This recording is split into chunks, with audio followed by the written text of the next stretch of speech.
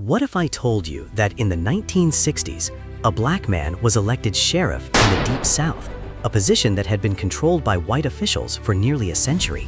His name was Lucius Amerson. In 1966, Amerson decided to run for sheriff in Macon County. At the time, the South was still tense from the civil rights movement.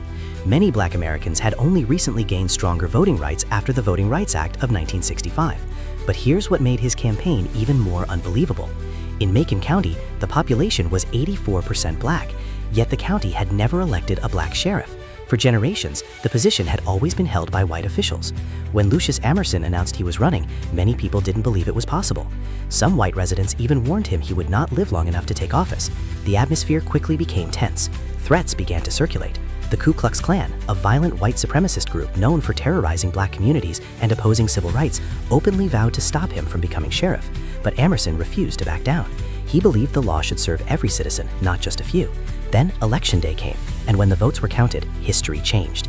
Lucius Amerson became the first black sheriff elected in the Deep South since Reconstruction after the American Civil War. Nearly 100 years of history had just been broken. But the challenges didn't stop after the election. On January 16, 1967, when Amerson officially took office, something shocking happened. All of his white deputies resigned immediately. The entire sheriff's department walked out rather than serve under a black sheriff. Suddenly, Amerson was left with no officers and no support. So he did something remarkable. He rebuilt the department from scratch. Amerson hired new deputies who believed in justice and fairness. Among them were Eddie M. Ivory and Joseph Merriweather, two black deputies ready to serve their community.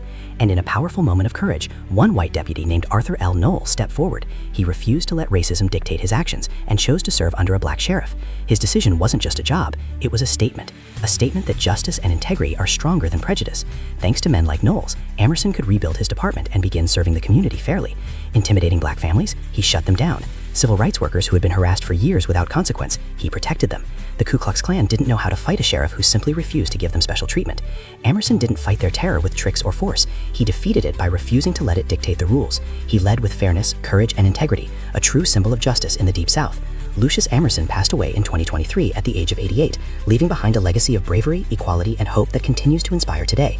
His story reminds us that courage, law, and fairness can break barriers that hatred and fear cannot. So here's the question. Why do you think stories like this are rarely talked about today? Tell me what you think in the comments. And if this story taught you something new, like, share, and follow Ancient Stories, because the more we tell these stories, the harder they are to erase.